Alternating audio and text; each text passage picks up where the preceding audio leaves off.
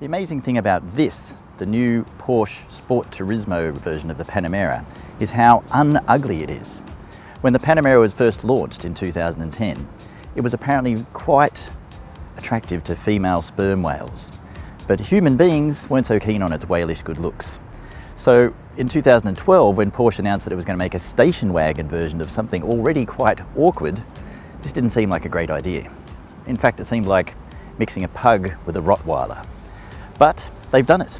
They've created this stretched version, they've pulled it, they've flattened it, they've somehow made it look heaps better. So is this the Panamera they should have made in the first place?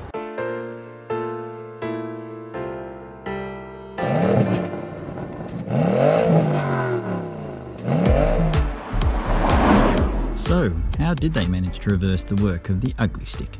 The Porsche designers worked very hard to make it look as much like a 911 from as many angles as possible, of course. And while the front end is the same as the second generation Panamera, launched last year, the Sport Turismo is all new from the B-pillar back. Somehow, more Panamera looks better than less.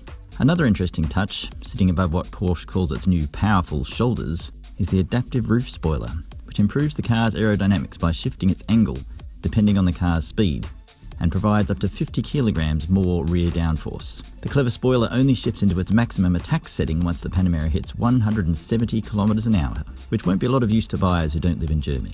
The wagon is supposed to offer more practicality as well as better looks, of course. You do get more space for luggage than in a standard Panamera, although not as much as you'd think, with just 50 litres extra with the rear seats up, or 90 litres more when they're folded flat. Despite the fact that Porsche says the Sport Turismo will only add around 10% to Panamera sales in Australia, it is bringing this variant to market with a whopping 5 different engine choices, although all of them will be fitted with all-wheel drive and an all-new and excellent 8-speed PDK gearbox. You can have a big V8 diesel, a hybrid V6, a Wheezy base V6, a twin-turbo V6 with more power, or the one we chose to drive, the Turbo, which boasts a twin-turbo V8 that makes 404 kilowatts, 770 newton meters, and can hurl the 2-ton weight of this Panamera to 100 kilometers an hour in 3.6 seconds, or to 200 kilometers an hour in just 11.7. This is seriously almost unnecessarily fast for a car that feels like an executive express, but it sure is fun.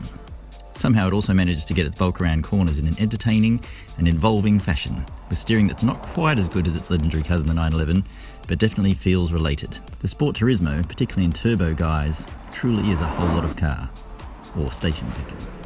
Sadly, it's also a whole lot of money at $390,700.